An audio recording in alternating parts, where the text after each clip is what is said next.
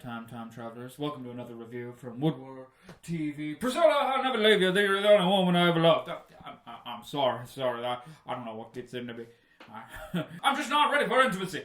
Okay. I'm done with that. I swear I'm done with that.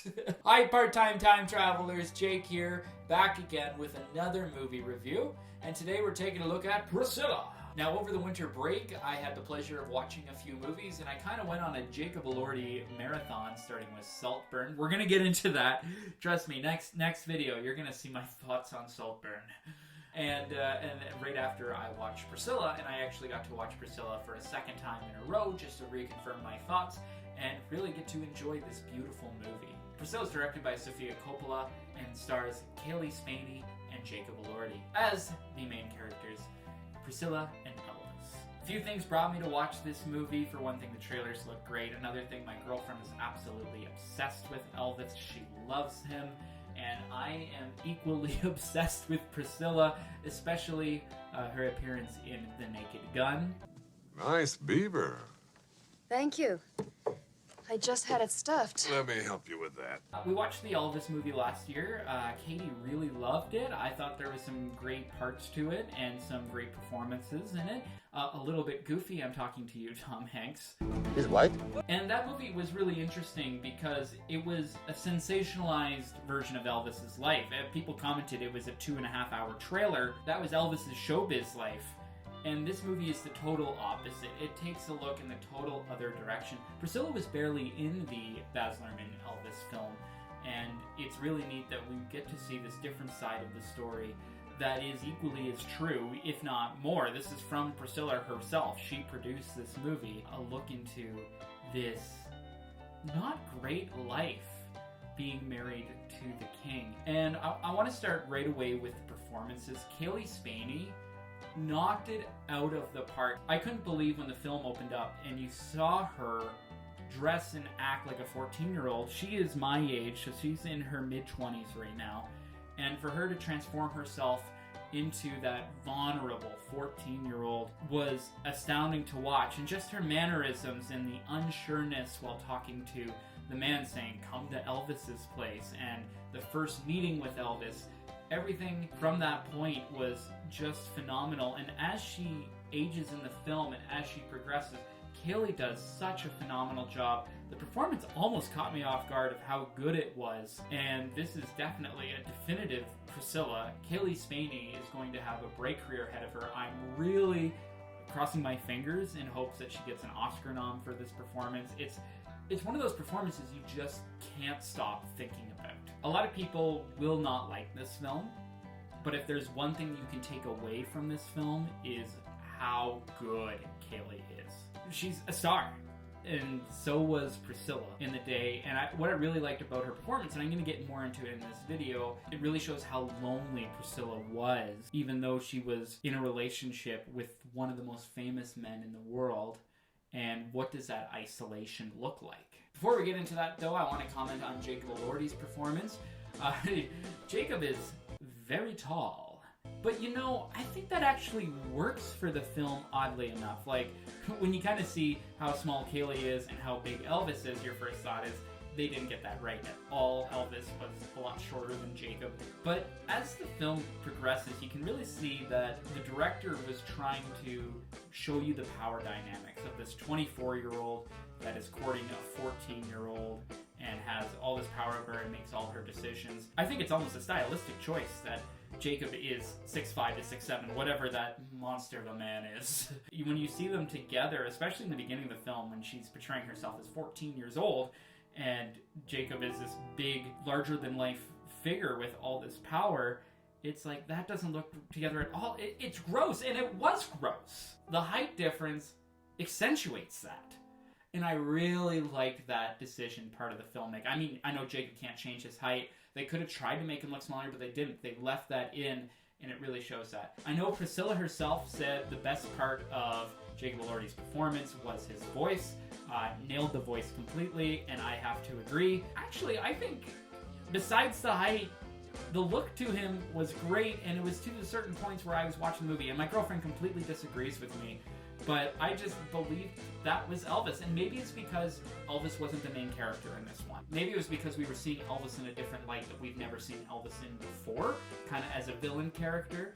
But I was totally engrossed and believed that he was Elvis, right down to the look, to his mannerisms. And of course, Austin Butler completely deserved his Oscar nomination in Baz Luhrmann's. He still has that freaking voice, while Jacob, all he knew about Elvis was Lilo and Stitch. But there's a subtlety to Jacob's performance. I feel like watching Austin, sometimes I'm taken out of it, where it's like, that's Austin Butler playing Elvis. Whereas Jacob, there was a large portion of the film where I just flat out was like, yes, this is Elvis. And I think there's some merit to that acting. It's not Oscar worthy, I don't think.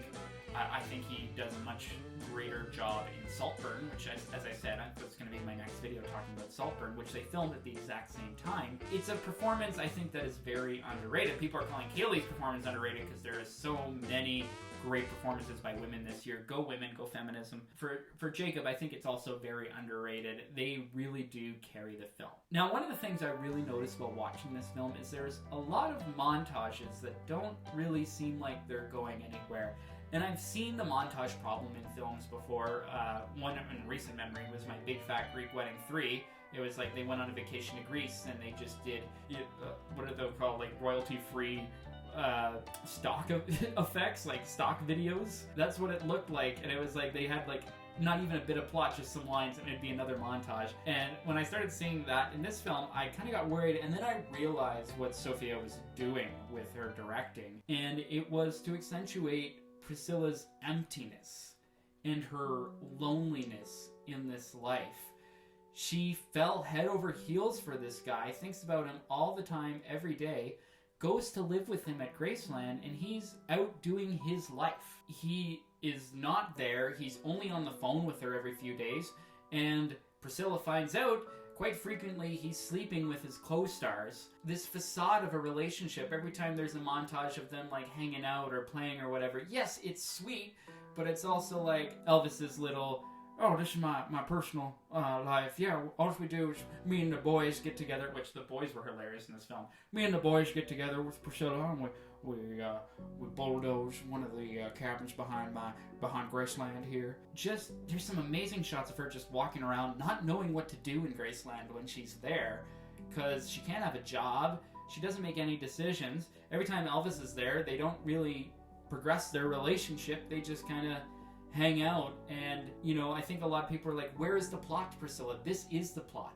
You feel empty when watching these montages, just like the relationship. It's empty. And she loses it in this life where she's so alone that even her own daughter cares more about her caretaker than Priscilla herself. It's heartbreaking. This is the plot of all these musical montage. And to talk about the music, the people that represent Elvis in Graceland did not want anything to do with the film, including his music. So Coppola had to get creative and use different music from the 50s and 60s to represent the era and some current covers. Some people think that detracts away from the film, where I think that just shows her loneliness even more. You are so separated from Elvis the King that you don't even hear his music in the film. That is his total other persona that he doesn't even really want to show Priscilla. He hides that from her. He doesn't really include that in their life. To kind of just have the sounds of the era instead of Elvis's music just further shows that separation. And I loved it. This film does have its faults. The pacing is a little off. As I said, even though I know what they're doing with the montages, it does get a little old from time to time. I feel like they almost played it a little safe. They're implying this is kind of an evil man, but then they protect him because he's also the king, and it's kind of wishy-washy of what they want you to believe at points. And yeah, I would have liked to see more scenes of different parts of the relationship and how it progressed instead of kind of a montage. And it almost falls into the Wikipedia problem. It's like, okay, now what happened next in the relationship? Elvis had a weird religious phase, and then after that they got married, and you're starting to get into the Wikipedia effect where you're just reading lines off a Wikipedia page. But I think there's enough great filmmaking in there to kind of cover that up. But that's a little bit of my complaints of this film. It's kind of funny, I mentioned earlier Baz Luhrmann's Elvis and how that showed the business side with Colonel Tom Parker and how sensationalized his life was. And this film is the total opposite. You don't even see that side of his life, and you just see an alone Priscilla. This movie perfectly captures that. This film is gorgeous, by the way. The cinematography is one of my favorite in recent years. Every shot, there is a lot of thought put into it, and it's just a very pretty film because Priscilla is pretty. Priscilla is a pop culture icon everyone's always called her gorgeous. And this film really shows that. I even like the small touches, and it might have been in the book. This could have been a real thing. I don't know, but Priscilla laying out her dresses and then putting the matching guns to each dress that Elvis gifted her. And that was another great thing. Like, they kept showing Elvis getting Priscilla gifts, like that was gonna make up for their shit relationship. It's like, oh, I'll get her a poodle this time. I'll get her a car for graduating. Love the graduation scene, because that was a real thing. The nuns actually came out to see Elvis at the end and get his autograph. And, I kind of complained about it, that they didn't show enough of bad Elvis.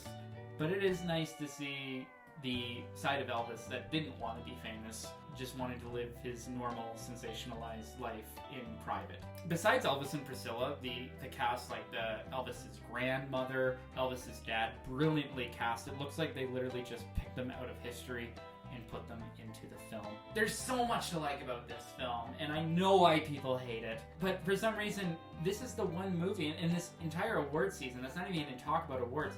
I keep thinking about Priscilla. And that kind of makes sense for me, because I love movies that are like rated 6 out of 10 on IMDb more than the 9 out of 10s. I don't know, this movie just really stuck with me. A lot of people are complaining about how this came out a year after Baz Luhrmann's Elvis. I think this is a perfect companion piece, even though they're the total opposites. And that's what makes it a perfect companion piece. This was a great story. The ending of the film, spoilers, but you guys know that they broke up. Priscilla leaves Elvis and she drives out of Graceland, and Dolly Parton's original version of I Will Always Love You plays. This was a brilliant decision considering the history behind I Will Always Love You. Elvis wanted to record it. Colonel Tom Parker wanted to take all the rights from Dolly Parton, so Dolly Parton said no, but it's one of Elvis's favorite songs. And the song itself, if you listen to the lyrics, if I should say I would only be in your way, which is Priscilla, like, you don't have enough time for me. I need to let you do your thing. Even if that thing was being abusive and getting pills, which that was all Tom Parker's fault. But also the scenes where she's doing drugs as a 15-year-old are wild. I do think it just suddenly ends. That was a great note to end on, but with the pacing of this film, you don't realize it's the ending. I think that's a great ending if you have a big scene right before then.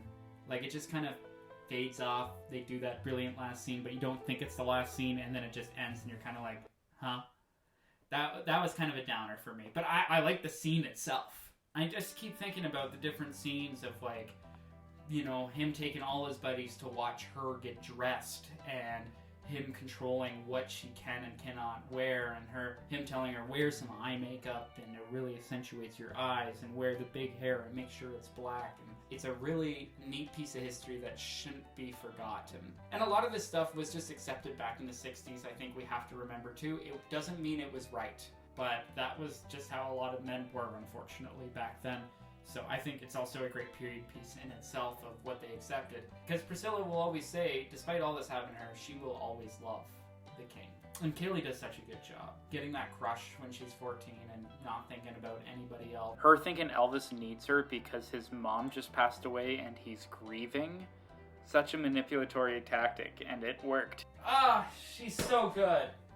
You're so good. You're okay. You're good. And there's still problems to it, but I really like Priscilla. Please go see it. I wouldn't say buy it. I might buy it because I'm just that kind of cinephile. But if you would like to know the other side of the Elvis story, I highly encourage you to watch this film. And let me know your thoughts down in the comment section below. What did you like about this film? What didn't you like about this film? Talk about your favorite scenes and talk about what your interpretations of some of the weird decisions in this film. To score this film, I don't know, that's really tough because I know it has its problems, but I keep thinking about the film. The performances are fantastic. There's pacing issues. I go back and forth. I want to watch it a third time. I know Katie's going to think I'm absolutely crazy for wanting to watch this film again. And mainly it's because Cailee Spaeny and Elordi and the amazing cinematography. So it's going up and down all the time. My scores always change. For now, I'm going to give it a solid 7 out of 10. I'll see you all next time. Please don't come to my home. Graceland is known for strangers. It's only for me and my friend. And for Priscilla, past your bedtime, so I better get going. I love you all.